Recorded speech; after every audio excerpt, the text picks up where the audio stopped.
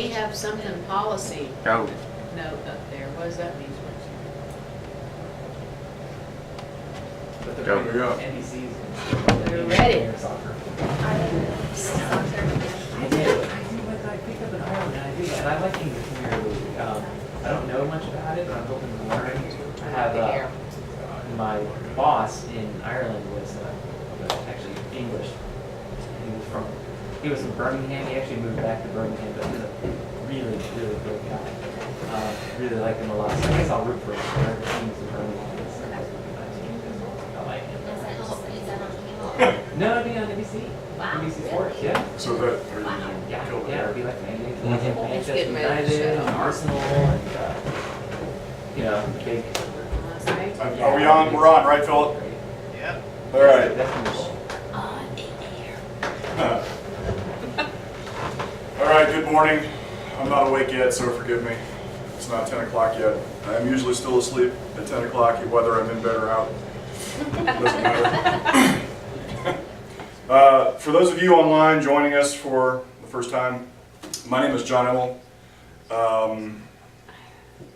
As I said pretty much in every opening of my commentary, is I'm not a real fan of credentials, mostly because I think they're mostly useless in an intellectual argument. I'm more interested that you listen and evaluate the content of what I say for the force of the argument, and then evaluate it against your own rational capacities, and arrive at a conclusion. Decide that I'm wrong, decide that I'm right, I don't care. But to follow the logic until you have satisfied yourself. I believe in the rational, capable faculties of man. Because without that, the only other way to deal with a man is a club. So, which is ultimately where almost all religious subjectivism ends. At the point of a sword, bonfire, flaming stake, you get the idea. So anyway, so this is not really about credential in my mind. If you have been watching the content of what we've been talking here, dealing with the Neo-Calvinist movement and the ideas behind the Neo-Calvinist movement, I wrote a book called Blight in the Vineyard. The subtitle is Exposing the Roots, Myths, and Emotional Torment of Spiritual Tyranny. You can find these online, Amazon.com and Barnes & Noble. Highly recommend. It is between myself and Paul Dose, and I can't think of anybody else off the top of my head. Maybe there's others out there. You're probably the first formal effort at a rejection of the Reformed, a full rejection of the Reformed Neo-Calvinist construct, for all the reasons that we've been talking about here at the conference. Now, we've hammered pretty hard, pretty much every speaker that's come up, about people being intellectually responsible for themselves. And as a man who has been pretty much talking to the air for the last 20 years of his life about this very subject, because I couldn't get anybody to pay attention to me, it's easy to be cynical about how people respond to this.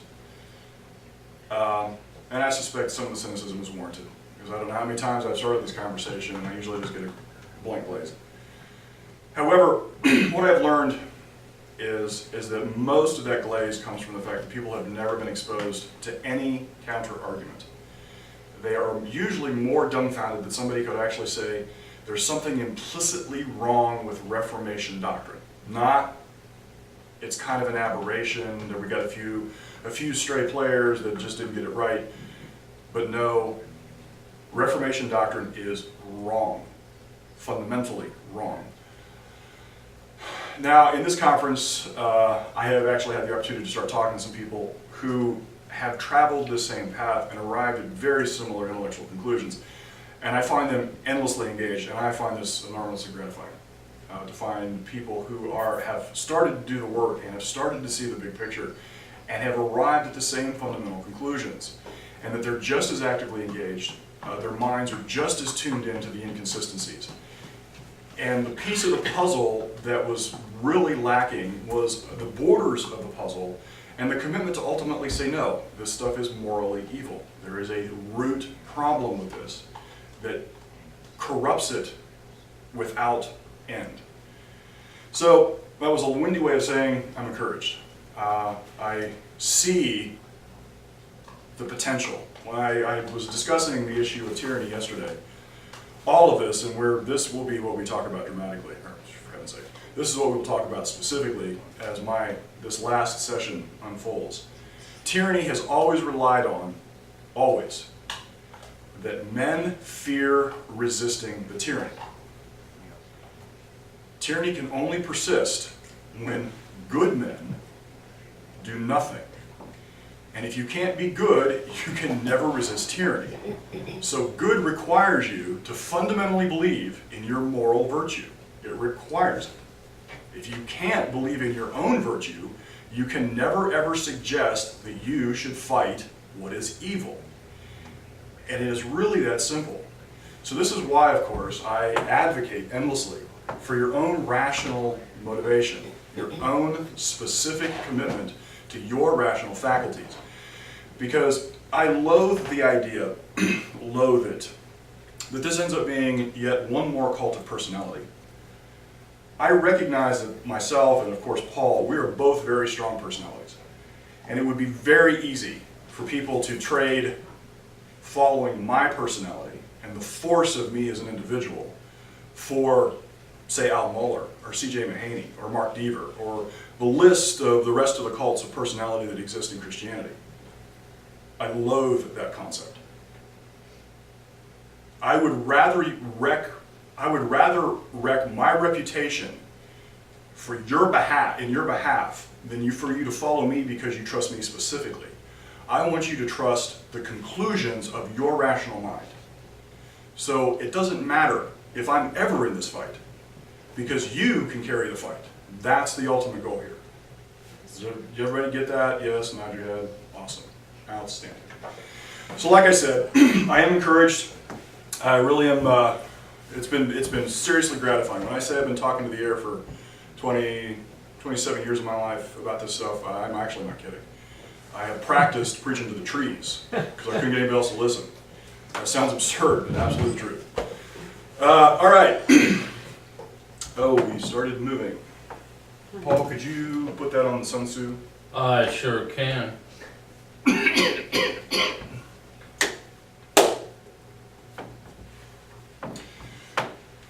Yesterday I bit off the monstrous bite of the cookie, discussing effectively the beginnings of Western thought from effectively Thales, which is absolutely the beginning of Western thought, to roughly about 100 years after Plato, Cynics and the Stoics.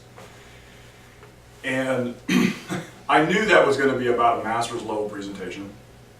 And believe it or not, I tried to cram in almost 500 years worth of the evolution of Western thought in about 2 hours. I know it made your head hurt, and that's a good thing. That just means your muscles are getting stronger. But as soon as this becomes available online, go look at it again. And of course, I was thinking last night after I got to the house, I was thinking, you know, a lot of the people online didn't get to actually see the charts that were associated with it. Those charts, and my commentary was based on being able to point to the charts and make some notes, particularly at the end of the presentation. As soon as you have the opportunity, get those charts and start looking at it. It is central to understand. Once you begin to understand the scope of things, these aren't disparate ideas that you just kind of have to figure out how to organize in your head. They actually have a progression. And the beauty of Western culture is it is ultimately the source of freedom. And the person that I did not bring into the discussion is Aristotle. Aristotle's ability to identify the laws of logic is the only parallel in history to Plato. Inasmuch as Plato ultimately organized a collectivist ruling dictatorship, Aristotle is central for the liberties of man, because Aristotle is the first person to give a systematic presentation on why man specifically is qualified to operate successfully in the earth. So, high marks to Aristotle. I didn't get to him, and I really can't persist down that path. But you're going to want to get to take a look at those. Take a look at the 2 hours, easily 2 hours of the presentation yesterday. Listen to it again and again and again. Now, mind you, again, 27 years I've been pounding away at this. There is nothing simple about this, but it is understandable. I told you, diagnosing the trends of tyranny are as simple as diagnosing the common cold, once you understand the pathogen.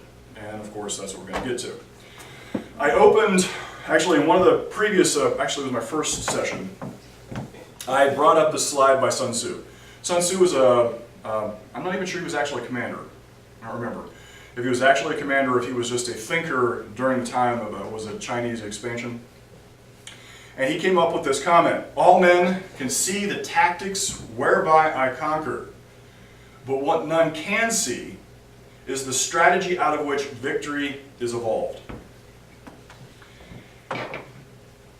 He was making the observation that it was the underlying strategy that allowed him to win. Men could see the tactics, but they didn't understand the function of those tactics. And this is exactly what we are now being confronted with. The reason tyranny has been so successful at sweeping across the edge of the globe, around the corners of the globe, is because it is actually drilled down to the same fundamental elements. Because man is a rational being in need of a way to integrate his ideas, it is ultimately how those ideas go together that defines how he organizes his political life. And political life is nothing more than how individuals interact. We tend to think of politics in terms of this elaborate game that happens in Washington, D.C., this endless quest for some form of social power. What happens in Washington, D.C. is in fact merely the logical conclusion of a set of ideas. And then those men decide that everybody else should live by those sets of ideas, those sets of values. Now here is the central fight of all political philosophy. The whole of human existence has been over who owns man. The leading consensus, the predominant assumption, the conclusion of the vast percentage of human intellectual capital has been focused on man is property of the state. Now my goal, my job in this conference was to discuss the societal impact. The reason I put off telling you what the societal impact was is because I was more interested in laying the foundation for how we get to societal impact. Because once we can identify how we get to societal impact, it's actually very simple for individuals to start understanding what is actually happening in society. So my goal was to empower you with tools to judge inside societal impact, as opposed to just giving you a checklist and going, yep, we're killing babies, that's the reason. Yep, we're tyrannizing people in churches, yep, that's the problem. No, my goal was to empower you with tools so you can begin to understand the implications. So the question is, if man is property of the state, what is the moral justification for some to use force against others? Now put on your thinking caps. What have I said ultimately? What was the root presumption throughout history? Man is incompetent. His senses are invalid. And a select few are the ones who ultimately have some form of enlightenment, always an extra-worldly force of enlightenment, and they specifically are empowered, then because of their enlightenment, to rule everybody else. The underlying question within historic Christianity has universally revolved around why they, whoever those leaders are specifically authorized to define truth. And who are they? They are without fail the rulers. They are without fail the church leaders. The papacy, the cardinals, the bishops, the presbytery, always. All of the doctrines revolve around why some select group of men are specifically responsible, specifically empowered to use force to compel a given set of intellectual outcomes. Now, yesterday, Susan talked at length about how Augustine ultimately justified this very end. The presumption is that the sheep are stupid, the sheep are incompetent, the sheep cannot organize their own life, and more importantly, they should be compelled to do what is good. Are we good? Yeah. Good. Okay. Could we actually go ahead and hit slide 2, please? I'll get next.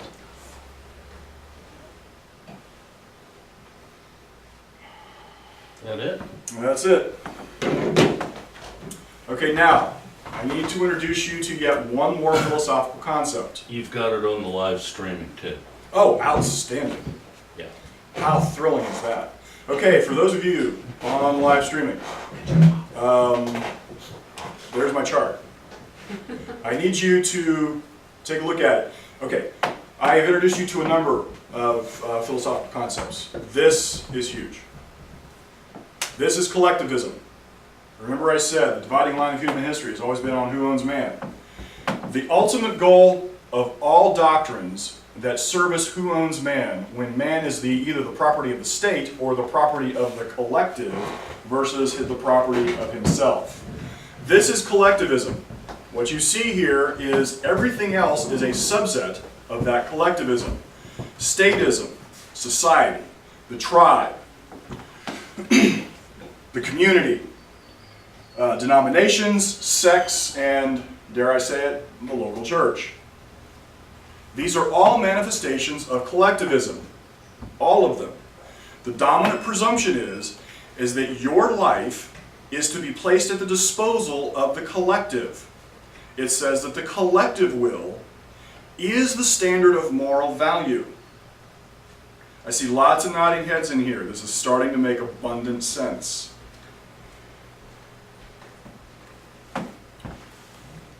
The goal is always, man must be chained to the collective. And I do mean chained. Man is property of the state. Stateism, society, tribalism, community.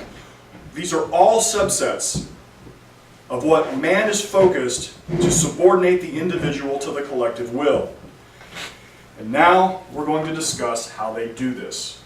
Go ahead and hit me with the next slide, please. Okay. In my endless, there we are. Good, outstanding. In my endless effort at self-aggrandizement, since I am at no point a Kantian and I believe in rational self-interest, I will take full credit for this. This is actually my contribution. This is actually my contribution to philosophy. I don't think this exists anywhere else. I have identified 5 fundamental elements of all doctrines, 5 fundamental categories that are designed to produce tyranny. The reason I decided to organize this as a web is because I wanted you to understand this is not linear. All of these things actually go together. They fit together. They have a dynamic tension between all the arguments. Some arguments that you hear will have facets of each of the categories. Here are the 5 categories: incompetent masses, universal guilt, dictated good, the abolition of ambition, and collective conformity.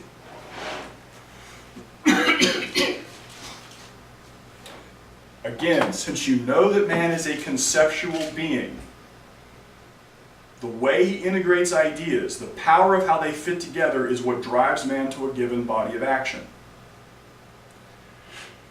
I was saying this when we weren't actually online. Some people started asking me about the appeal of Calvinism. And the appeal of Calvinism, and how actually they were saying, well, what is the appeal of Calvinism? How is it that such smart people get sucked into it? And my comment was this: the reason people get sucked into Calvinism is precisely because it appeals to the intellectual. Because man is a conceptual being with the need to hang his intellectual hat on specific pegs, is the reason that it actually attracts the intellectual. Because Calvin, the brilliance of Calvin is his ability to reintegrate in a full, comprehensive philosophical statement the scope of Christianity.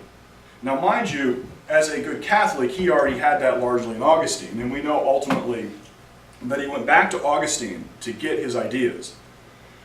But he successfully crafted an entire philosophical statement that undermined effectively what is Catholic authority, so that he could actually redirect that authority into what became the Protestant movement. This feat, in the scope of human history, has actually only been done by about 6 people that I can think of. Now, others have been sub-players and sub-commentators on the existing dynamic. But for the most part, actually, is it really 6? Let me think. No. 5, maybe. Plato, Aristotle, Augustine, Calvin, and Kant. And then in the modern age, the only other person to attempt this is Ayn Rand. That's it. That's all I can think of. These are, in the scope of human thinking, this ability is transcendent.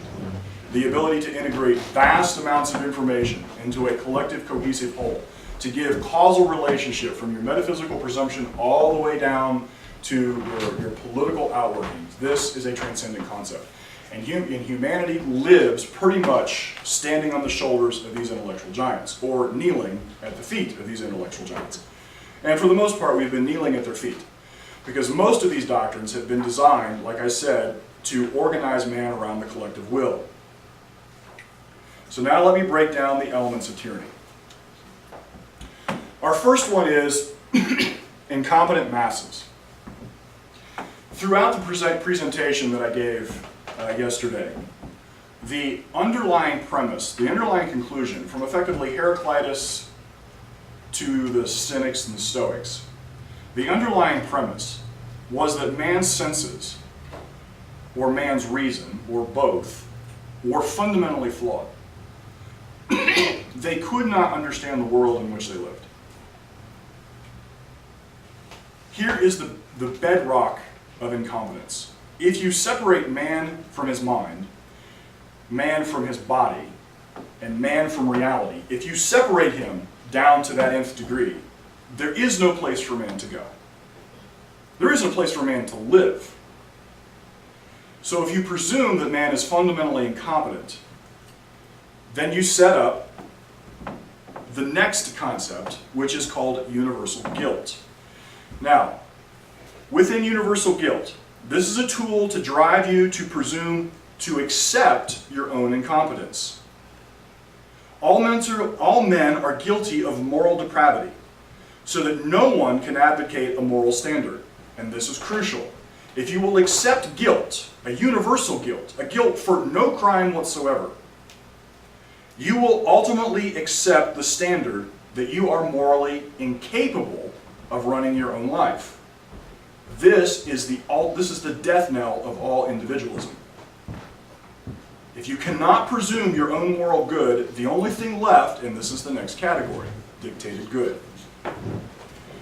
Once you accept that man is at no point capable of running his own life, you have established his metaphysical existence, and then you have said he is universally guilty, the only thing left is to say that now man must be dictated towards good. And this was exactly Augustine's logic. Susan said yesterday that they used the passage, what was it, Matthew? Compel them to come in. Compel them to do good. Compel them. Now you see this body of logic and it doesn't actually matter. I contend that ultimately Calvinism, Marxism, all forms, Bolshevism, communism, it doesn't matter. All tyrannical doctrines revolve around this fundamental premise. It doesn't matter how you define good. If you define good going to church on Saturday, Sunday, Monday, Tuesday, Wednesday, and Thursday, and you believe that the force of your government power should be focused on compelling that outcome, you will define that as good. If you ultimately believe that that those who do not have should be supplied for by those who do, your definition of good is take from the rich, the people who have earned it, the people who have created it, and give it to those who do not have it. So dictated good. You can see this progression in the modern environmentalist movement. We effectively have the Genesis story, only now it is, instead of man has sinned against God, man has now sinned against nature.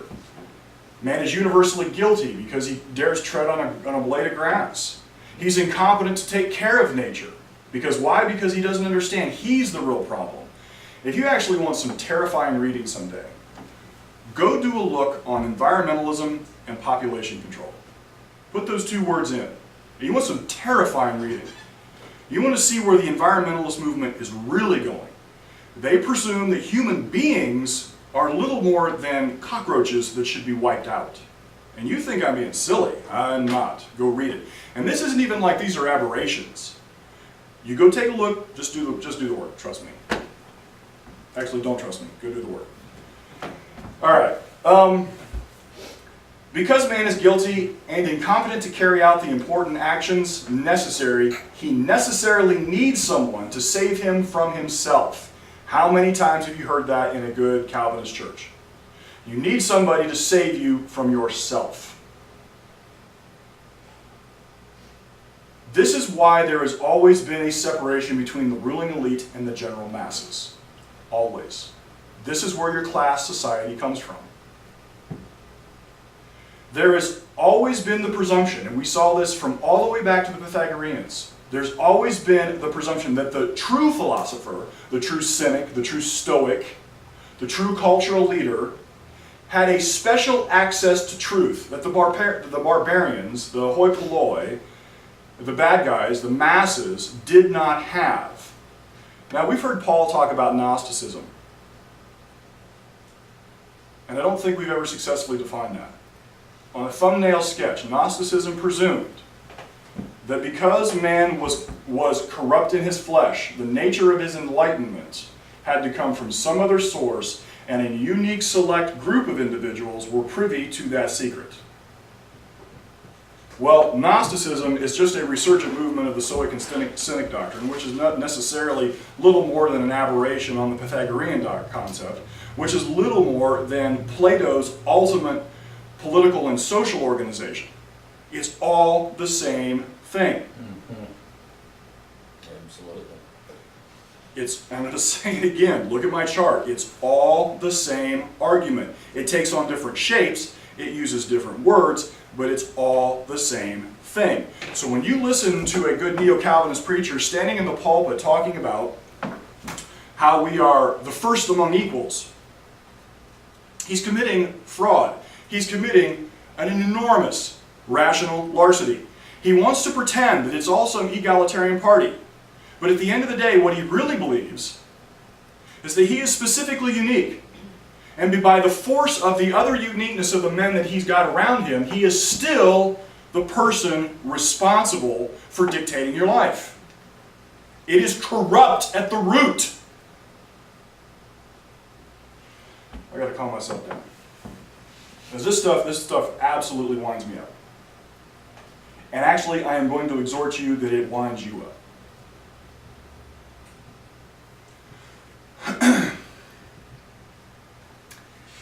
And my last comment in this particular category is dictated good is determinism. I have said this before. I will say it again and again and again until absolutely everyone agrees with me. The only function of determinism in all of its forms is to create a class society. That's the only reason. If everything is determined, there is no intellectual argument. You cannot persuade me because whoever I am is ultimately the outcome of that determinism. Whatever I believe, whatever I think, however I act, the logical conclusion is that there is no logic. I don't have a choice. I have no volitional action. I can make no choice between values. I cannot even judge the nature of values. Because why? Because who I am is fundamentally determined.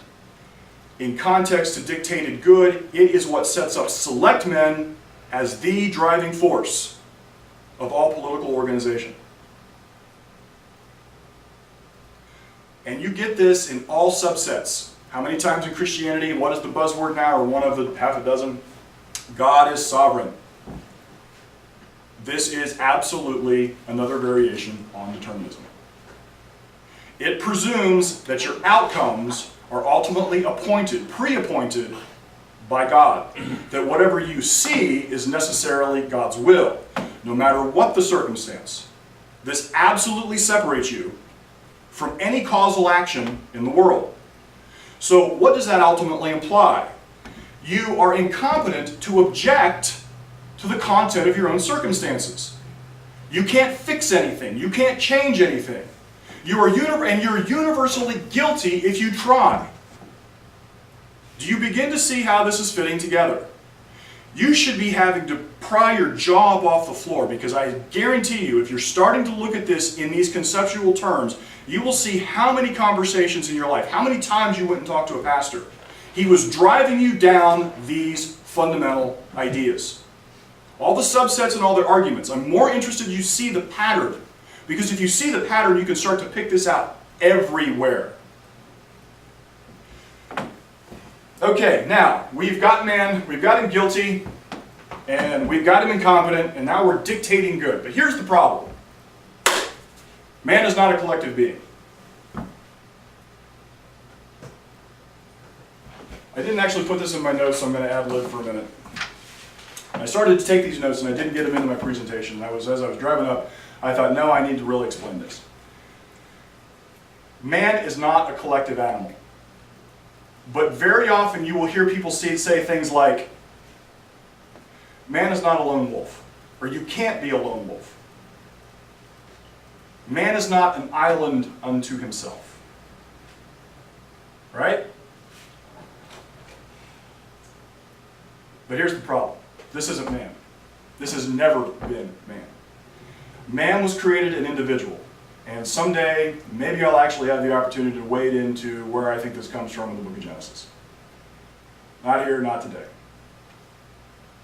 Man is a rational individual. He is not a cog in a cosmic wheel. I want to unravel the buzzwords, the buzz arguments, briefly, that surround the two that I mentioned. Man is not an island unto himself. This is a false analogy argument. A, man is not a geographical immovable landmass.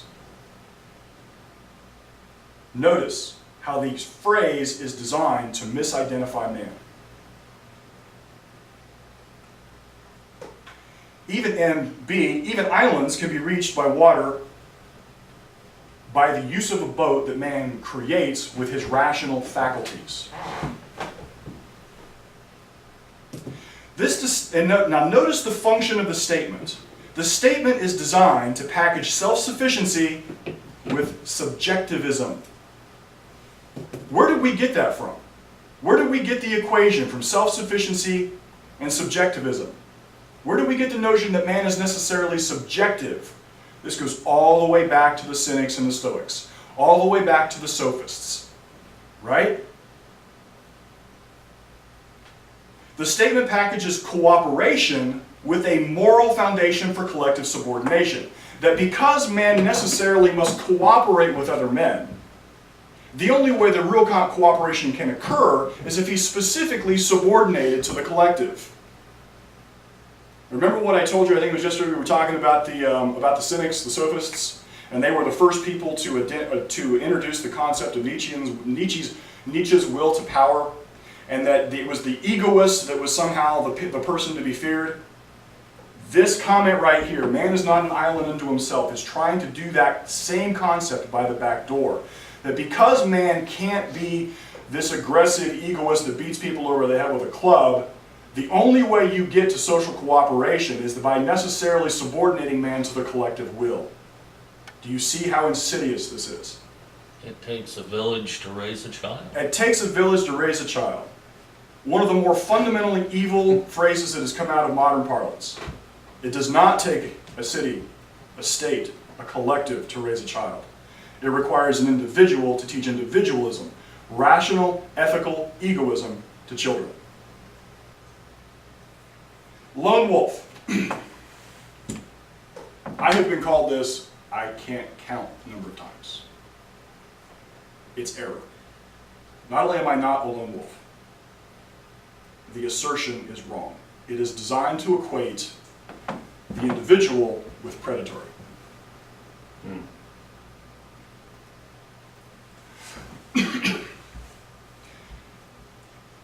If I am merely an unaccountable predator, it presumes that my natural prey is other men. That is not individualism. That is barbarism. And it reduces man to merely an animal. And as an existential being, man at no point is integrated in the force of the animal kingdom.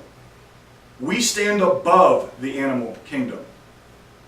Even a casual reading for anybody committed to any kind of contextual understanding of the book of Genesis can see that God specifically sets man above the animals. Man is not a cog in the cosmic materialist world. He certainly isn't a cockroach to be exterminated. This is actually a loaded question fallacy. And the important and the dynamic here in the argument is that it requires the individual to defend individualism. If a person defends his individualism, he is necessarily trying to paint that individual as a predator. And since we don't want to be perceived as predators, we tend to concede that men are not lone wolves, which necessarily requires that we return, once again, with our dog tails between our legs, back to the collective so everybody can pat us on the head and rub our ears and tell us how much we're part of, we're all puppies now, so let's all just get along. This is a false analogy. And this is, I actually wrote a post on this. Actually, I've written a couple of posts on this for the heifer. Wolf religion. Actually, on spiritualtyranny.com, for those of you who don't know my blog, spiritualtyranny.com, I actually have an article that I wrote about this thing called wolf religion. I expand this metaphor substantially, but I want to point out the highlights. Go actually do a casual review of how wolves act. Wolves are highly territorial. They are pack creatures. They are not individualistic animals. They are governed by the force of the alpha and beta, male and female. Actually, no, the alpha, male, and females. Highly territorial, governed by alpha females and males.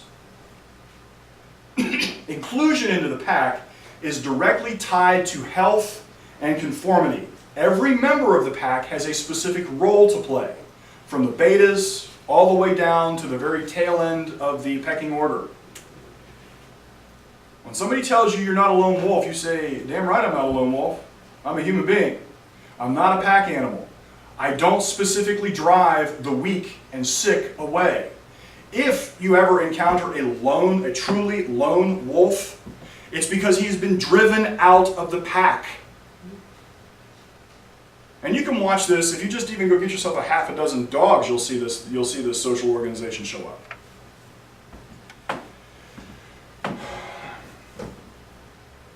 Ultimately, what this argument is trying to say is that accountability equals intellectual subordination to the collective. The challenge that you are in fact a lone wolf ultimately is saying, if you were truly morally accountable, you would submit your will to the collective. It presumes, and this is a huge one, it presumes that the force of moral action is collective will. Christians, you need to hear this. This is exactly why most people get fussed with ethical egoism, because they tend to presume that if God isn't in the business of extortion, man won't do good. It's the same fundamental presumption of dictated good. If God isn't wielding a monster stick, if he's not tossing people into hell for doing bad stuff, then man won't act moral. This absolutely divides morality from man. This is huge. Because if morality is little more than a stick of extortion, all you ever have to do is reject the source of the extortion. Ergo, I reject God. I can be anything I want to be. This is disaster. The immediate answer when somebody comes to me and says that God is the source of morality, I say, which one? And I'm being stone cold serious. Which one? It's an arbitrary assertion. Are we talking about Allah? Are we talking about Zeus? Dionysus? Tiamat? The list of the pantheon of gods that are available to man to pick from. Which one? How many gods have been rejected the world over? Most of us couldn't even name a half a dozen gods, and there are millions. So if you reject the source of morality, God, whoever he happens to be, Cthulhu, I don't care, if you reject the source of morality, man is stuck in a world without the ability to pick values. This is disaster. And this is exactly, particularly in the Western world, precisely what has happened. Christianity has preached morality for its own sake. And I'm absolutely ripping off Nietzsche here. We preached morality for its own sake. And then we said man must conform to that morality for no better reason than just cause. And so the rest of the world said, you know what, screw it. We'll reject that. Because they saw that the morality was specifically designed to incarcerate man into a collective that was hostile to life.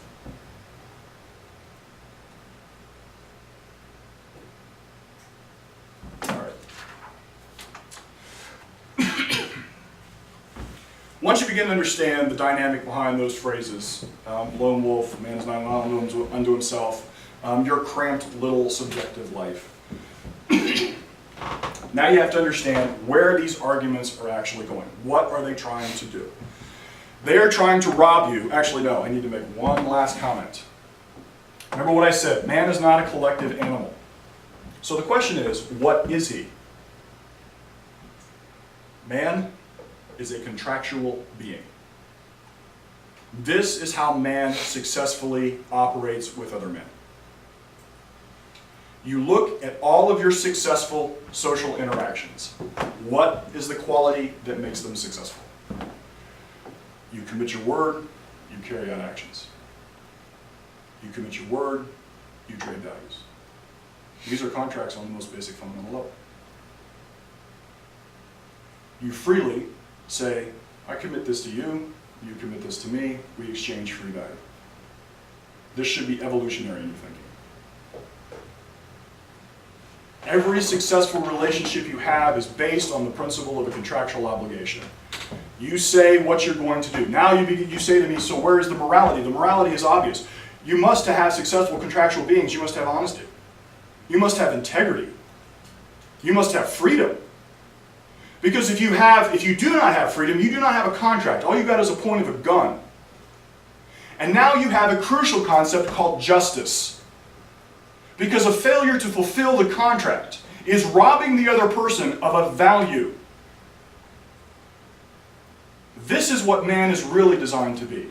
So anytime you hear somebody pounding the pulpit for the commitment to the collective, you can look at them and say, tyrant, you want to rob from me. You don't want to exchange value with me. You want to exploit me. You want to graze over me like a buffet table. Man is a contractual being, which means man is necessarily an individual, which moves us to the next category, the abolition of ambition. Man, because man is an individual, he must be talked out of individual action. He must be persuaded that any action done independent of group sanction is the height of moral failing. This is why ambition within all collectivist doctrines is a synonym for sin.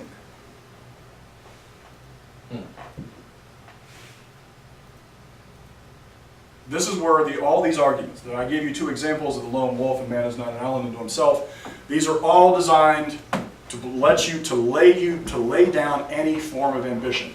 And here's the thing, we hear ambition and we hear the stereotypical Wall Street tycoon who is trampling lives in an effort to amass one more $100 bill in his pocket. This is how we conceptualize ambition. This is not ambition.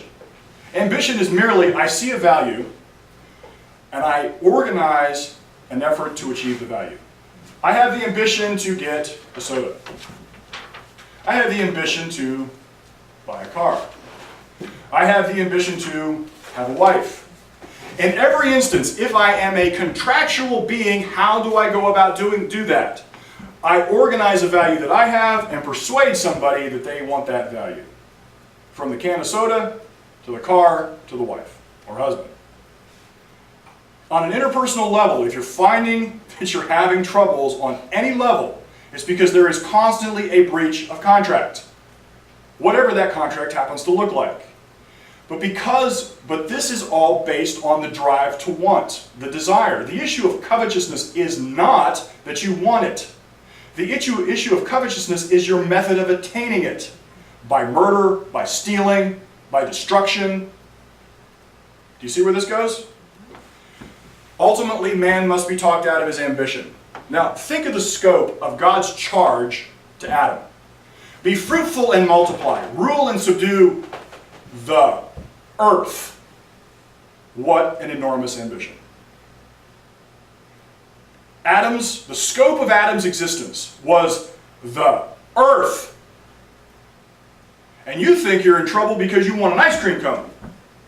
Really? God has always been driving man towards his own individual best. Yes, I know I just rocked some of your worlds. It's okay. Keep thinking with me a while. I suspect you'll get here too.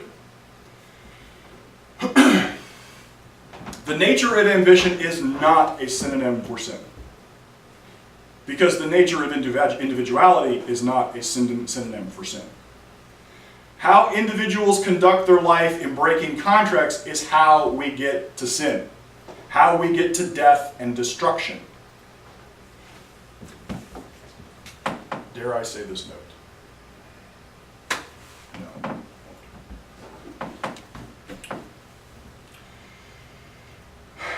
Once you've been talked out of ambition, your last part is collective conformity. This is what they're driving towards. Remember what we said in the previous example. It's all about collectivism, all about driving man towards the collective. This is the end game. The force of government is brought to bear. The force of government. Government is force. Force is government. Government is force. Get this in your head. There is no place of rainbows and tooth fairies and Easter bunnies and pots of gold at the end of government. It is violence, period. There is nothing good about government. The Founding Fathers had an endless suspicion for government, in all forms and in all types. Government should never be left to irresponsible action. Government is fire, and it consumes everything, and it's a harsh taskmaster. That was George Washington, or Mary Baker Eddy, depending on who your historical source is. It doesn't matter. The truth of the matter remains. The greatest force of human destruction on this planet has always been government. Because man becomes property of the state. The force of government is brought to bear for the sole purpose of creating a neutered humanity without complexion or variation or distinction. This outcome is held out as an ethical idea, an ethical ideal, and forced into existence at all costs. The death knell of collectivism is individual achievement. They cannot afford for you to achieve anything. Because the moment you achieve, you have actually distinct. You have made yourself distinct. You've achieved distinction. They can't possibly have this. And the reason they can't possibly have this is because they notice that you improve your life by the nature of your own volitional choices. The moment they realize you make yourself better by doing this, the rest of the group looks around and goes, well, why can't I do that? The reason Marxist governments end up inevitably in tyranny is because the moment everybody sees, well, wait a minute, they're making their lives better. The death knell of the Soviet Union, craziness as it was, the Soviet Union tried to put on show trials in the late 80s, I think.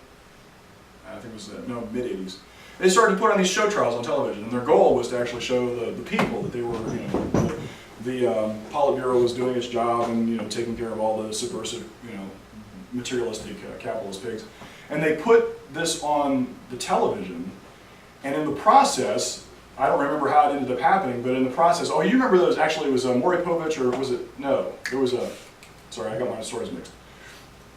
There was a guy that came over and did, I think, some things with Phil Donahue, and they started trading these television shows back and forth, and you had the Russian people and the American people, and for the first time, the Russian people started to see that it wasn't a joke. Americans lived substantially better than they did, and they couldn't figure that out. They actually got to see it in mass on television, and suddenly the Politburo was encountered with an entire culture that kept saying, but you kept telling us that it was bad over there. Mm-hmm. And it wasn't bad. They began to realize, wait a minute, this doesn't work. The greatest farce in the history of humanity was the Berlin Wall. You had utter poverty on one side of the wall, and prosperity on the other. And everybody kept saying, well, we would get to prosperity if we did this collectivist thing. And the prosperity never showed up. Every place this thing has been tried, every time man has been tried to be forced into a collective like he's some drone managed by a queen, it has produced nothing but endless death and destruction. The organization of the Dark Ages, actually Susan was talking about this yesterday in your discussion of Augustine and how he conceptualized the predetermined existence of humanity. Those who worked, those who fought, and those who were actually the enlightened few. Well, that's the medieval three estates. Some pray, some fight, everybody else works.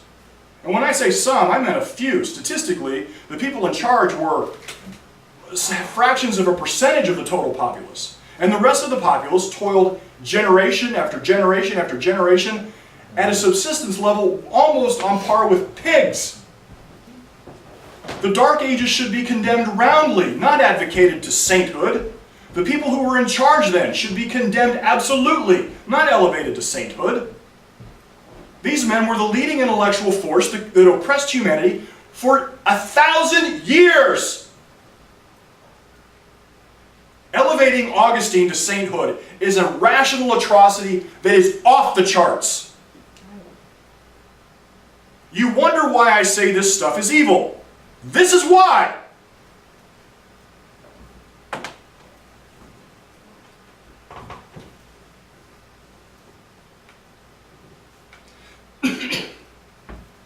Collective conformity, the collective conformity ultimately says that the group is prime.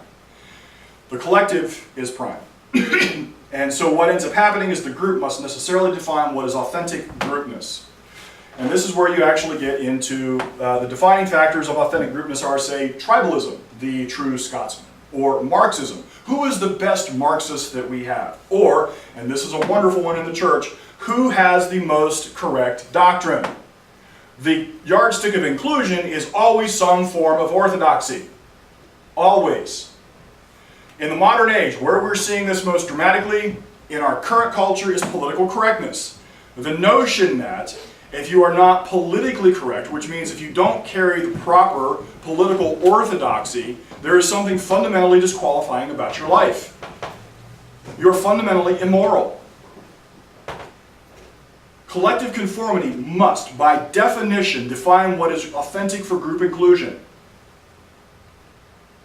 And then they must hold up that yardstick, and they must pass that yardstick over every individual. And here's the thing. You wonder why you went to a church for 15 years of your life. You committed enormous amounts of time and resources to that. Everybody hugged and kissed you and told you how wonderful you were. And so thank you very much for being here. And we just loved you and adore you. And then you had a conflict, and you got kicked out of your butt. And you looked around and said, where are my friends? Mm-hmm. And here's the thing that was happening. The whole time you were there, they were holding up that yardstick. And as long as you measured up to that yardstick, okay, you're one of us. Okay, you're one of us. Okay, mm-hmm. You're one of us. Okay, you're one of us. Mm-hmm. And the moment they held up that yardstick and they could say, no, you're not one of us, they did not have a choice but to kick you out in your butt. Because everything was about the collective. That's why they could graze over you like you were a buffet table, belch their good pleasure, push themselves away from the table, and go, next, with utter presumption. And ask you to say thank you for the privilege. Evil. Absolute, fundamental evil.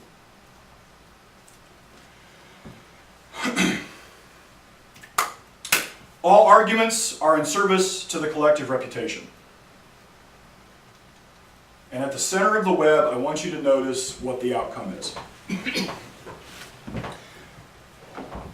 How many times have you heard a preacher talk about prestige, the reputation of the church?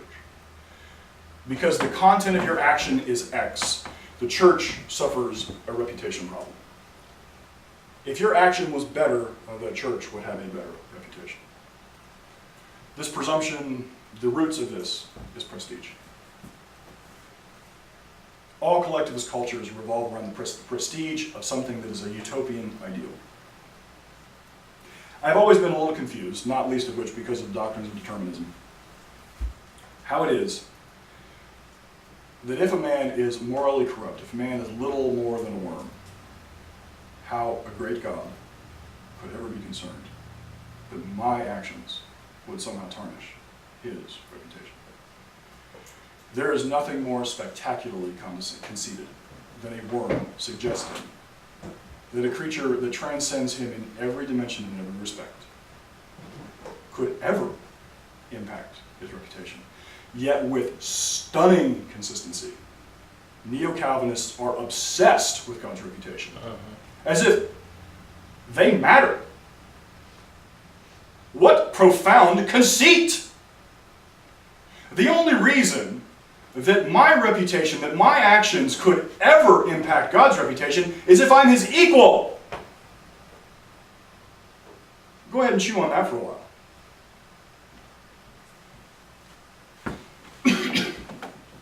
You see this, and like I said, the ideal is always, it is always a utopian ideal. It's never achievable.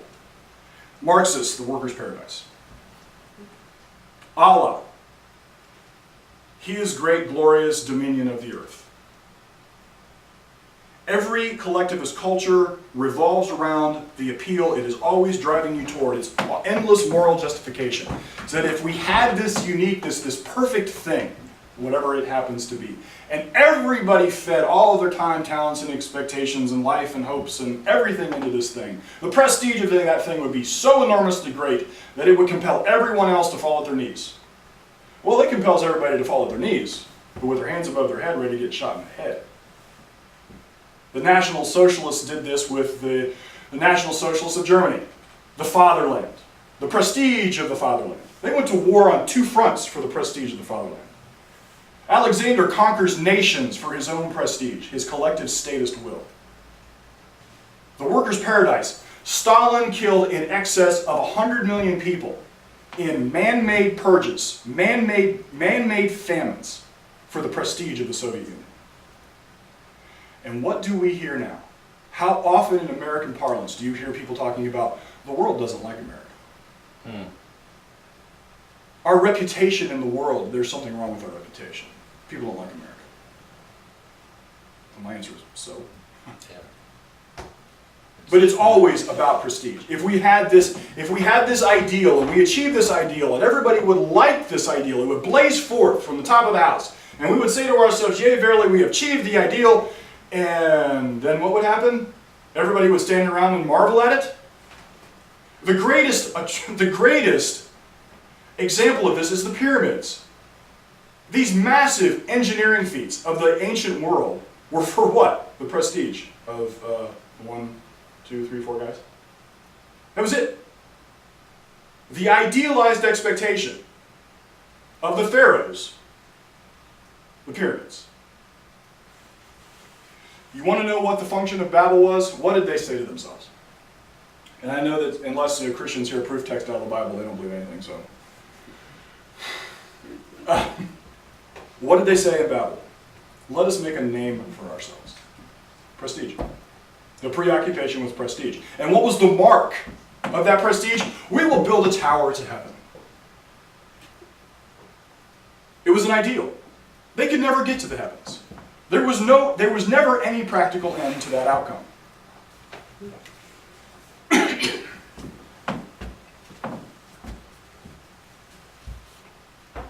Okay, do you see the pattern? Once you see the categories and the outcomes there in service, it is stunningly easy to pick this stuff up. Take my chart, and next time you're listening to the news, I don't care where you're listening to it. It doesn't matter. Take my chart and just start listening with those categories in mind. And within a half hour, you're like, oh my. Watch a television show. Actually, in art, it's actually substantially easier to see it in art, because really where you see it most dramatic in art is the abolition of ambition and collective conformity. Most art, like I said, you have the progression from metaphysics to ethics, or metaphysics to epistemology to ethics to politics. The last one that we haven't really talked about at all is art, because art is the very leaf on the philosophical tree. It is the highest, most condensed version of a culture's value statements. When you see a bumper sticker that says coexist with all these individual symbols of all these various ideologies, what you're really seeing is a philosophical statement boiled down to picture. And so your art gives away your ultimate philosophical assumptions. And as you watch television, what is the greatest villain on television? Without fail, a businessman. Somebody who's successful. He's always half a retard, whose job it is to try to steal money from the poor and the destitute and kill people and maim people and harm people. And he's only a half an inch above the endless manifestation of a psychopath. These are all reflections of our cultural expectations, all of them. And they're all designed, the function of them is to drive us towards this collective conformity. Any true individuality is always explained in terms of exploitation, and everything is about sacrifice to the collective. Now, of course, the moment we enter the discussion of sacrifice, you can't begin to do that without discussing Kant and Auguste Comte. He is the backbone of modern altruism, and unfortunately it will take me probably another 2 days to explain what this amounts to. But I will tell you this, for those of you who are familiar with Kant and the implications of what Kant did, Kant is not possible, of course, without Luther and Calvin. Luther and Calvin, what Kant was after was to give a spot for Luther and Calvin to still prevail.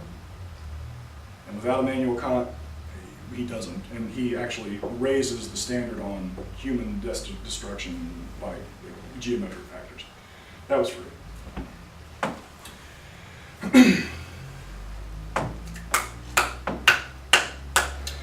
All arguments are in service to the collective reputation at the center of the web. How many times have you ever heard a preacher discuss the reputation of the church? His premise is that individual action will impact the prestige of his local collective. Therefore, do not do individual action. So you see the pattern. Now I want to break down, I was talking to my editor about this, and I've done a lot of this already.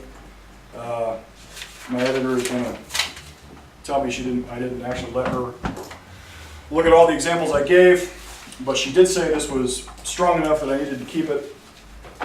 So I am going to discuss one of the primary examples of collectivist appeal. We're going to talk about the concept of the common good. Do I have? I do not have. The common good is a collectivist myth designed to achieve the outcomes of subordinating the individual to the majority. The collective well-being is the supreme measure of ethics. The phrase implies that if the individual acts for the good of the group, the individual is taking moral action. Notice the equation. Act for the group, act moral. However, there are three primary problems with the concept of the common good. Number one, it is deception. By definition, common is a synonym for a generalization. And by definition, a generalization does not have a specific definition. So when a person speaks of the common good, they are appointing themselves the spokesman for some loosely defined group. They're appointing themselves. They're appointing themselves. In conversation, the common good is used to refer to the good of the public, or the community, or society, or the tribe. However, each of these words is merely a poor label for the intangible sum of individual interaction. My point is, they don't exist. Notice, the public is simply an adjective describing individual conduct exposed to general view. The community is really little more than the interaction of individual people in close proximity. Society is the broadest description given to the aggregate actions of many, many subgroups within a geographic location. A tribe is merely a group based on genetic similarities. Remember what we were talking about? Everybody, you get into the group and everybody has a little ruler and decides whether you're in, you're out, you're in, you're out. Tribalism is the most basic form of collectivist organization, and it's based on genetics. You're a Caucasian, you're a black, you're an Asian, you're a Hispanic, which is a joke as a cultural definition, but whatever. The point is that all of these groups are really based on little more than genetics. And on the conceptual level, it means you can't distinguish between cows and horses. It means you have the conceptual ability that ranks man little more than purebreds. It is one of the most disgusting, non-rational forms of political organization on the planet. And there has never been a tribe that went to the moon. Rational individuals organized enormous amounts of resources to do extraordinary things. A religious denomination is merely a tribal preoccupation shifted from genetic pedigree to doctrinal pedigree. Neo-Calvinists are some of the most rank tribalists on the planet. Their obsession with sound doctrine. Whatever. So the thing that is common is not really common at all. There is no thing that is the direct recipient of good. There is no thing that is the direct recipient of good, because there is no specific object to receive the good. In other words, the work you do doesn't really benefit the good of the group. It benefits the good of individuals within the group. So what's the purpose of the deception? To conceal the root presumption. What is the root presumption? Anyone? What is the root presumption? Yes, that the collective stands supreme to its individual members. For the common good is really the good of the group at the expense of the individual. Or said another way, the individual is a sacrificial animal to the will of the collective. You wonder why you were grazed over like a buffet table? This is why. You were expendable. You were the necessary means of somebody else's life. Now, every time I hear somebody talk to me about altruism and sacrificing for the common good, the conceit in this means, if my life is to be sacrificed to you, the necessary presumption is that your life should be sacrificed to me. I own your life by default. And you think that's morality? You think that's just and good? So we're reduced to moral cannibalism? I'll let you guys stew on that one.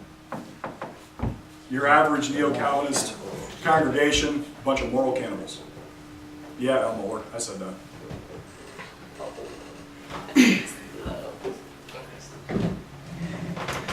Number 2, it poses as morality. The common good is really a moral subterfuge because it is an indefinable, elastic concept that can be shaped to apply to any outcome for any political wish. Since the group is elastic, based on momentary standards of inclusion, the definition of good constantly changes, which means it's not a yardstick, but rather a thick syrup that clouds the eyes and ears of its victims and makes them abandon morality. The common good inspires people to lay down values in service to a select few who claim to be spokesmen for the majority. We see this in political conversation all the time. A select few who say, by the way, I speak for, and then you fill in the blank.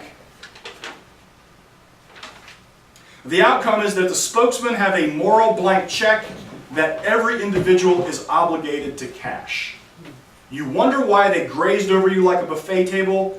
This is it. You were supposed to write a moral blank check, and it didn't matter what came next. And you were supposed to say, thank you for the privilege.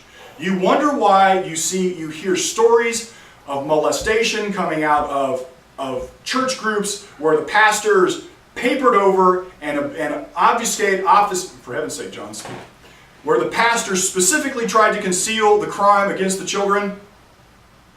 This was the moral blank check the parents were supposed to cash in behalf of the kid that was molested. Evil. Fundamental evil. Number 3, it masquerades as good. If taken literally, the error within the phrase common good becomes glaringly obvious. When people advocate for the common good, they think they are saying the good of all individuals admitted to the group. Or maybe if they pause to consider more deeply, they are saying the good of the majority.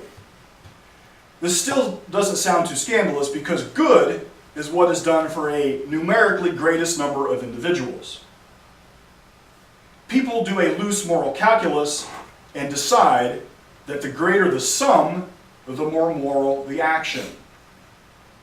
This, by the way, is John Stuart Mill's utilitarianism. This is precisely the conclusion he came to. That's a side note, doesn't matter. But who can see what is wrong with this moral standard? Moral action is quantified by statistical outcome? This is disaster. Straight up disaster. If morality is merely statistics, then it is a trivial exercise to justify the Holocaust. Stalin created a famine and killed 7 million people, specifically. Actually, I think I said 100 million. I think my statistic was wrong the first time. Anyway, Stalin created a famine that killed 7 million by the standard of the common good. His actions are moral because the calculus benefits 100 million faithful communists.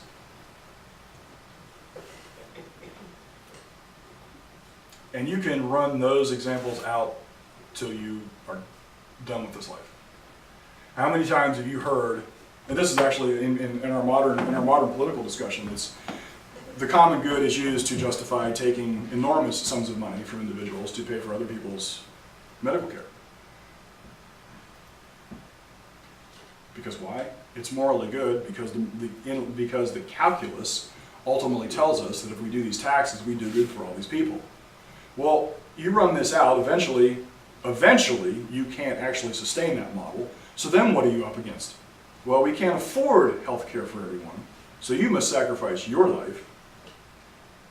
The moral calculus here is, well, we can take more care of more colds, so we're going to deny you the MRI that diagnoses cancer. That's exactly where this heads. So now, you can see the 3 primary problems with the phrase the common good. Now let's actually notice how it's used at the root of tyranny. We now know that the common good does not exist because the public, society, communities do not exist. They are never the recipient of any action. Only individuals receive good. Only individuals receive values.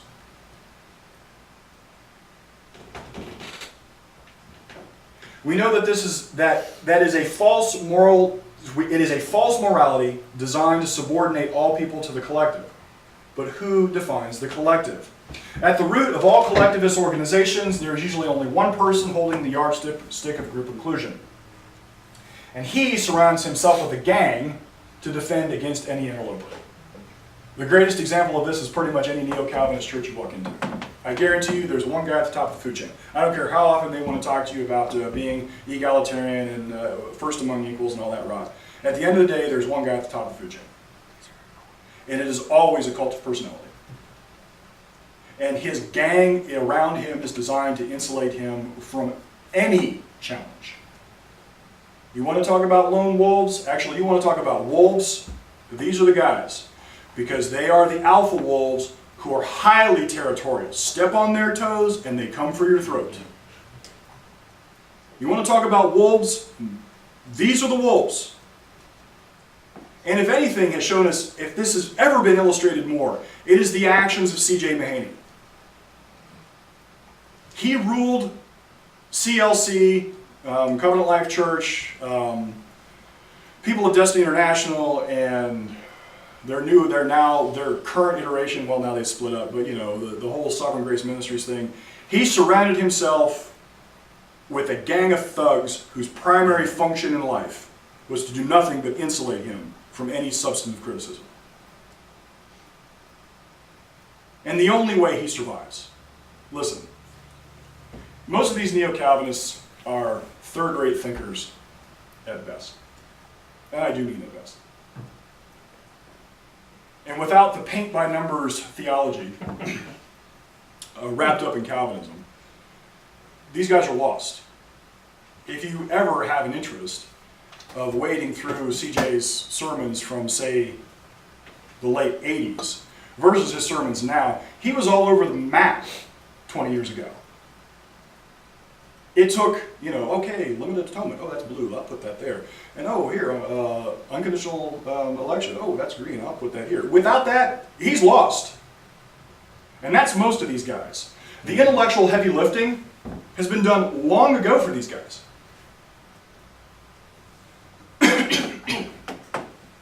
And they have designed a system that insulates them from all criticism because they cannot answer the challenge. The reason they run you out on a rail is because they don't want you within miles of what they're doing. If you have any substantive criticism. And this is always true. Tyrants clear the playing field. There is no conversation. There is no public debate. Or whatever is the public debate is total facade so that they can continue to hide what's really actually happening.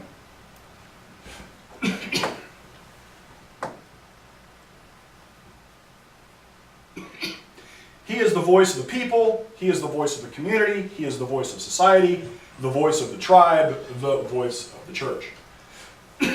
When people fail to grasp, what people fail to grasp is the good of the people is really subterfuge to justify the violation of individual rights. This is important. This is the crux of the issue. Remember I said, man owns himself versus man is property of the state. The function of this phrase, the good of the people, for the common good, all of these are designed to violate individual rights. And when you violate individual rights, you are really abolishing all rights. Groups do not have rights. Individuals have rights. Individuals are sovereign in their existence. When you tell me that I must subordinate my rights to the collective does not gain them by proxy. I have forfeited them. And what happens when you abandon, when there is no individual rights? Since there is no such thing as rights as such, the thug surrounding the gang is free to use force, free to use government, free to use force, free to use government, free to use force, they're the same, to achieve whatever outcome they fancy for the common good. The collectivist thug is once empowered to force people to conform to the collective and shield against all outcomes. He is shielded against all outcomes. It doesn't matter what happens next. It doesn't matter how many 3-year-olds you've had raped in your church. It just doesn't matter. I'm not responsible. Whatever happened, it's not me, certainly. It's certainly not. It can never be the doctor. It can't possibly be it. And this is why you have the brutal absurdity of Soviet Russia. The United Soviet Socialist Republic was built in service to the common good, yet the only people who prospered were a tiny gang that were surrounded by the bloodiest despot in history. Joseph Stalin, the bloodiest despot in history, may be rivaled by Mao Zedong. Maybe. I don't remember the stats right at the moment, but maybe. The rest of the population lived in some human misery for almost 3 generations. This is why you have the mystical tyranny of the medieval Catholic Church. We've discussed at length what Augustine taught and why Augustine believed the church was empowered to pretty much do pretty much whatever it wanted in service to the good of the sinner, the good of the church.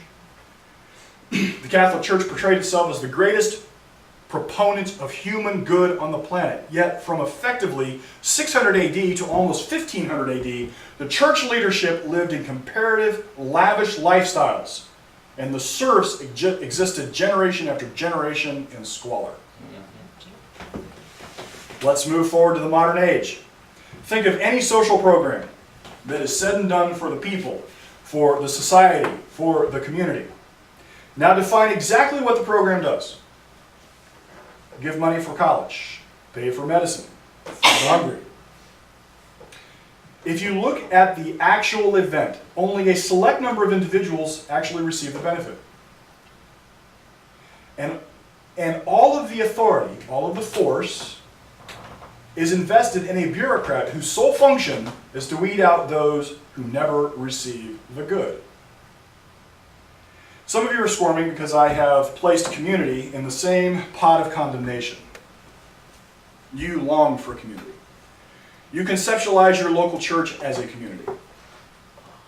You think this is a social ideal. You think that the community does good. You think that the community does good.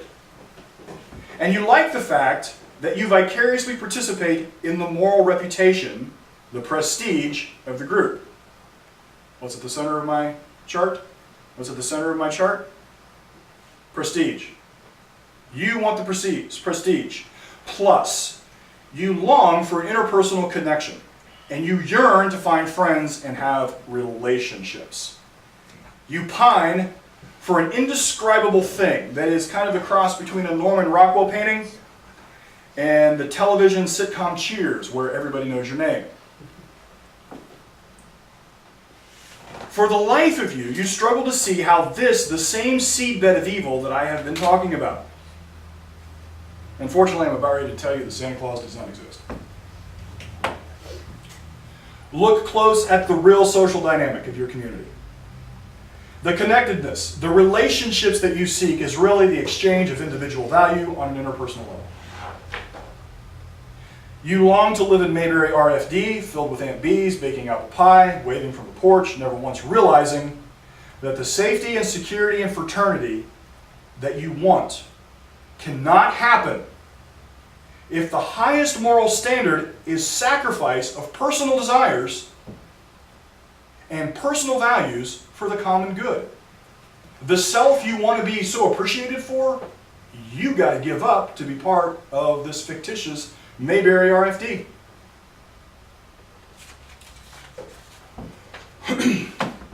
The price, and this is what kills me. I actually have an entire chapter in my book called The Interpersonal Train Wreck, and it details this at length.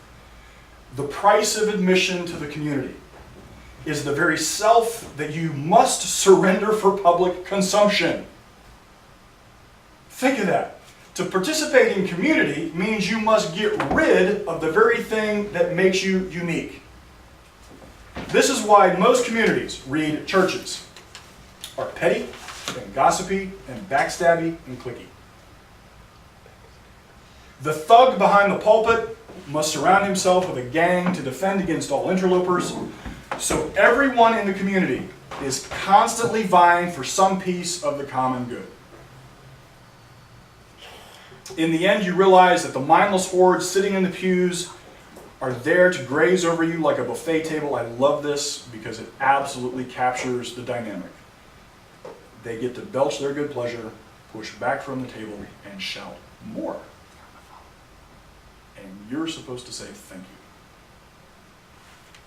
Now let's back up to the 10,000 foot view. Now you can see why metaphysics, epistemology, are so important.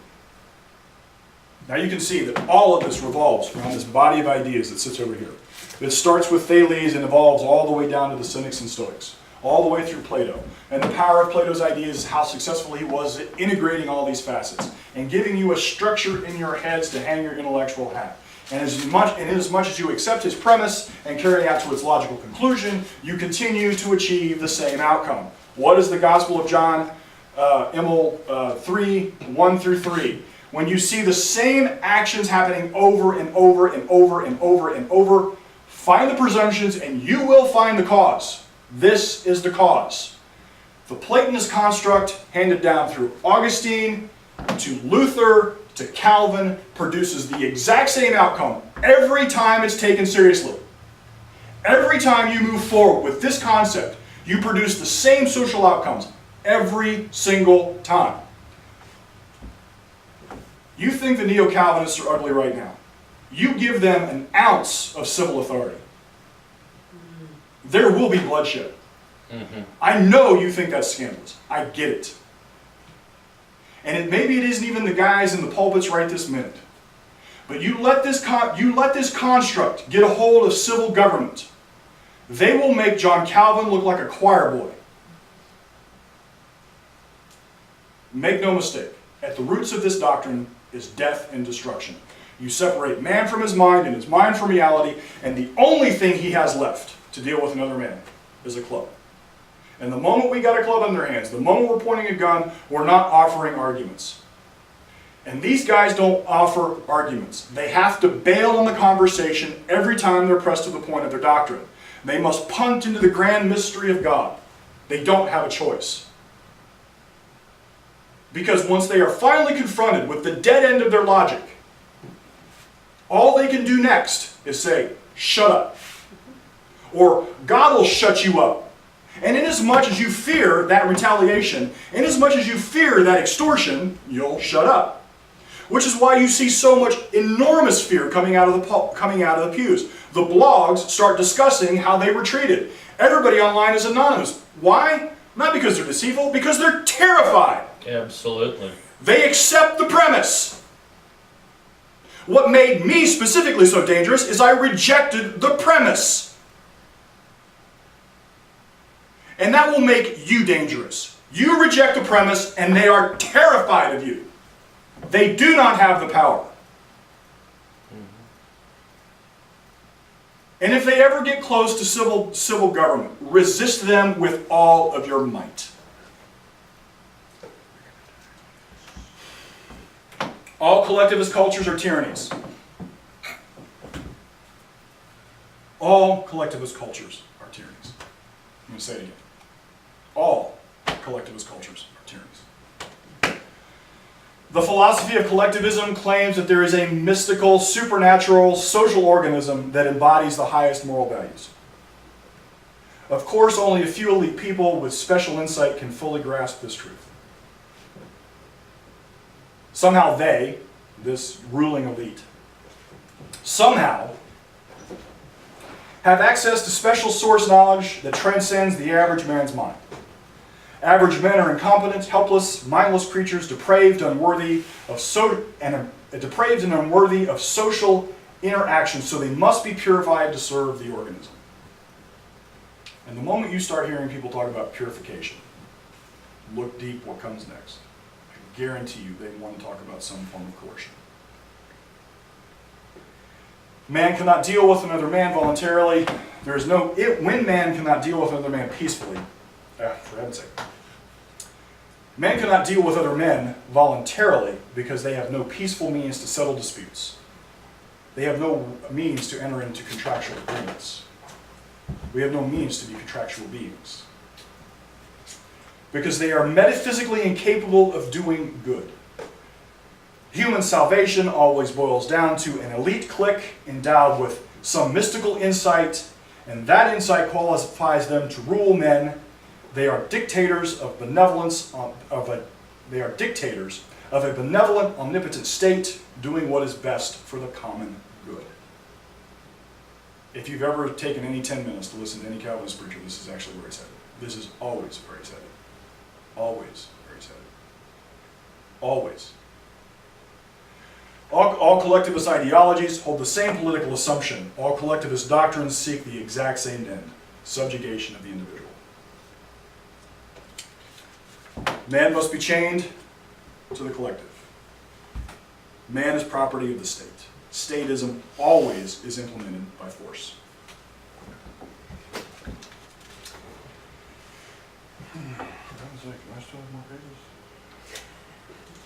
And 2 more slides. How have I missed those slides? What is my next slide? Put it up there for me, please. I'll get them to you here. See what we got. Oh, I was going to actually break that down for everybody, so yeah, you can. I've already done that, so Thanks, back that's to the it. start. That's it. That's fine. That's fine. I'm good.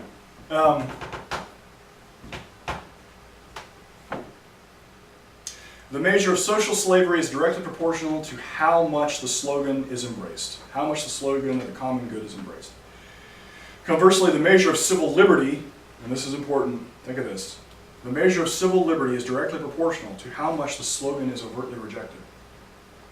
Our founding fathers specifically rejected the premise of the common good. The force of government, the substance of government, was specifically designed to defend man and his life, his liberty, and his pursuit of happiness. This is absolutely contrary to common good. And it is easy to reject because there is no such thing as a generalized good, because only individuals receive values. And as soon as you realize that it is a hoax, it becomes a matter of course to refuse to pay homage to the fraud. Good is not being done. Good is not being done. The reality is that people are being enslaved to the fancies of others. No man has a moral obligation to subjugation to another man. All right, I am finally going to wind up. Paul, I'm feeling like you, brother.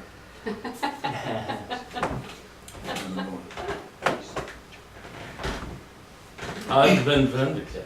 You have, actually. You did good. Touche. The longing for revival. We believe that a return to God will naturally be a return to morality. A return to morality is really a return to a belief in divine extortion. When morality and the product, when morality is the product of divine command, the fight becomes about over which divine we follow. What the Platonist, Augustinian, Calvinist version of Christianity has shown is that it has nothing to offer as a counter to militant ideologies. Their first test was Islam. The Eastern Church showed itself impotent to stop the ideological tide of Islam. Christianity was so gutted that it had so gutted the intellectual rigor of Western thought that when confronted with a totally irrational ideology based on war, it could offer no counter. Of course, Protestants like to push these things off as those dastardly Catholics, but Protestants have not fared any better. The Southern Presbyterian Church was the forefront of slavery within the United States. Of course, Presbyterianism has a direct pedigree line that ties to the Reformed tradition.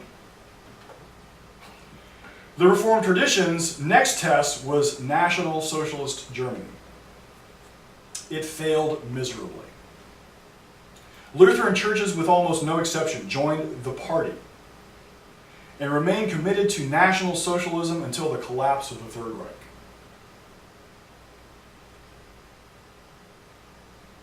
Christianity has shown itself impotent to offer any intellectual defense against Marxism. Christianity has shown itself impotent to offer any intellectual defense against National Socialism. Christianity has shown itself impotent to offer an intellectual defense against Islam, and that's just in the modern day.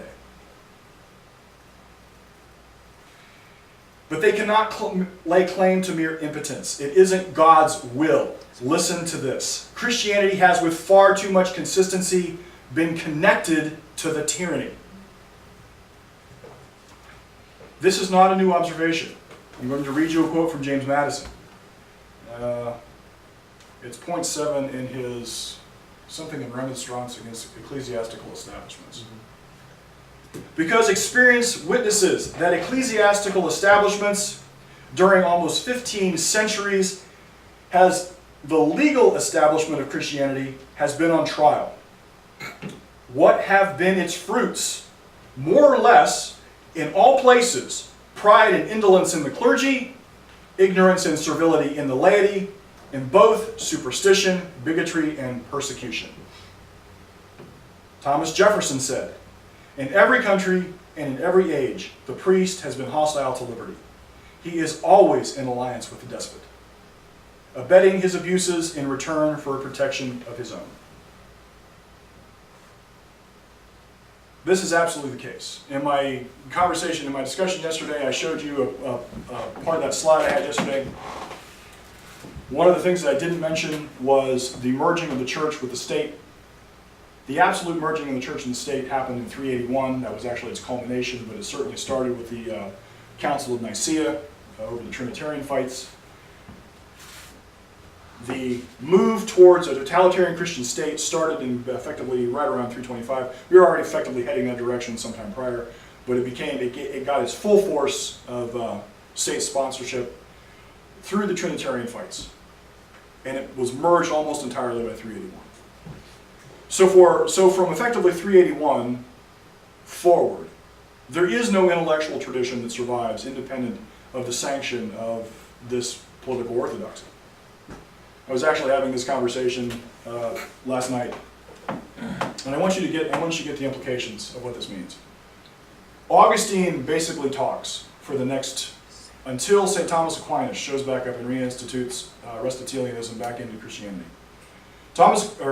Augustine speaks unopposed for almost 1,000 years. He has no effective intellectual challenge. None of the medievals. There were some evolutions of thought within the medievals, but for the most part, they have nothing to offer. They have no counter, even though they know there's a problem. They keep trying to solve some of these problems. There is no effective counter. I lost my thought. Zach, what were we talking about this last night? For heaven's sake, I lost my thought. Can you say what you just said? Just repeat the last part.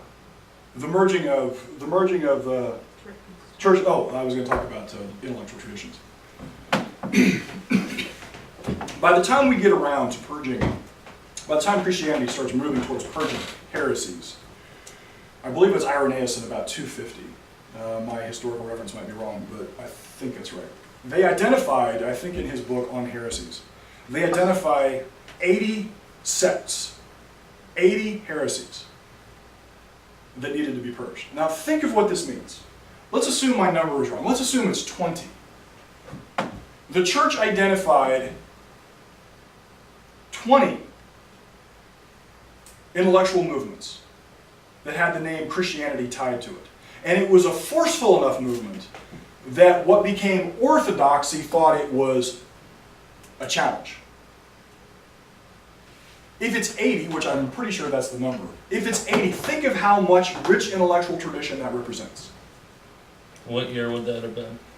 I believe Irenaeus, I think if my sources are right, and I'm sure there's somebody online that will be able to check this, but I think my source is Irenaeus, and I think he wrote a book called On Heresy, and he is right around, he's circa 250 AD. Or did I say Irenaeus? I'm doing this off the top of my head, forgive me, I'm not trying to be misleading, I think that's right. Anyway, the book is on heresy, I'm pretty sure, and ultimately they identify 80 heresies. Think of the power. Irenaeus wrote that book.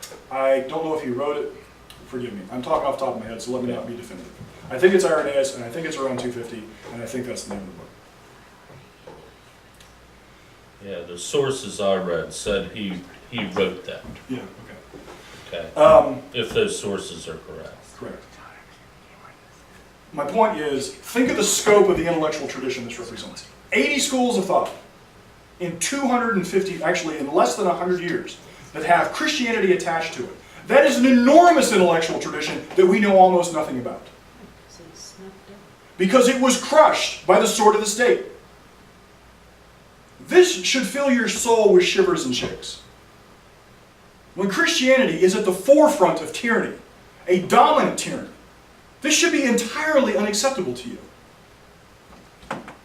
I told you, Christianity is nothing but church history, and I know my church history teacher, Dr. Shelton, forgive me, I know you're committed to this, and I'm confident you want to disown me, but church history is a slow motion train wreck of tyranny and destruction. There is a problem with this picture.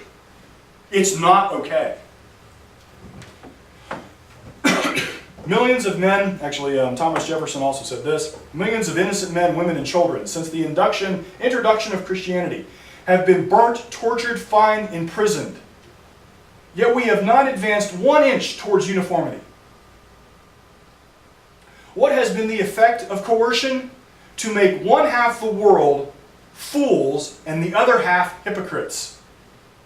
To support roguery and error all over the earth. I like this quote. This doesn't have anything to do with my point, but I really think this is hilarious. I can never join Calvin in addressing his God. He is indeed... This is Thomas Jefferson. Letter to John Adams, April 11, 1823. I can never join Calvin in addressing his God. He was indeed an atheist, which I can never be. Or rather, his religion was demonism. If ever a man worshipped a false god, he did. I love that quote. It's hilarious. It doesn't have anything to do with my point. Doesn't have anything to do with my point, but I like it. So here is the absolute conclusion of my comments. This is the driving force where I've been trying to push you towards this whole time. For anyone with intellectual integrity, this should be fully, entirely unacceptable. This should compel you to evaluate the content of Christianity for what it has said for the whole of its history. It is not an accident that the same tyranny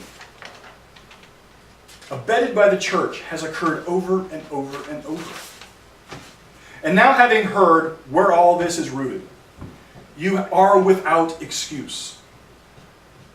Now you have seen where the core of Protestant doctrine comes from. The intellectual pedigree goes as far back as Heraclitus and the Pythagoreans. It finds its full philosophic formation in Plato, and that is welded into Christian thinking by Augustine and is put into practice by Luther and Calvin.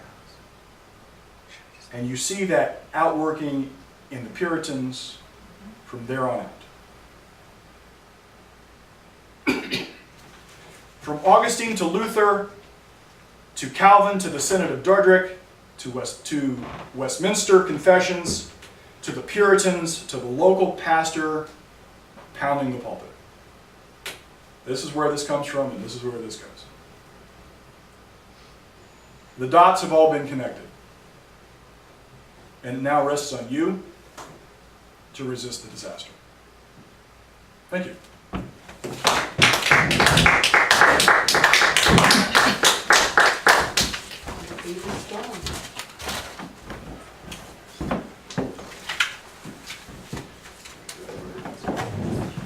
All right, well, John, thanks a bunch. And we're going to take a short break here and have our round table discussion summarizing the conference. And I've been taking notes and writing down thoughts, and man, I don't even know where to start. Okay? I would like to have a roundtable discussion and summarize all the thoughts. I certainly have a lot to say. Look forward to that. And I will want to live stream this, and immediately afterwards, while Susan is preparing lunch, post that to Paul's Passing Thoughts to give my readers something to chew on until I get all of the sessions posted along with the notes. Susan and John, if you have word-by-word manuscripts, fine. If you don't, I'll have our girl, our UK girl, Philippines. Transcribe them for us. She does a wonderful job, and I will post those notes. But looking forward to the round table. If we can do a little bit more nibbling let's take about a 15-minute rest, get our brains back together. I'll arrange the tables, and if we can hold off, and I think we can, we've proven ourselves to be significant troopers, we'll break for lunch at about 12:30 or so, 12:45. All righty? Thank you.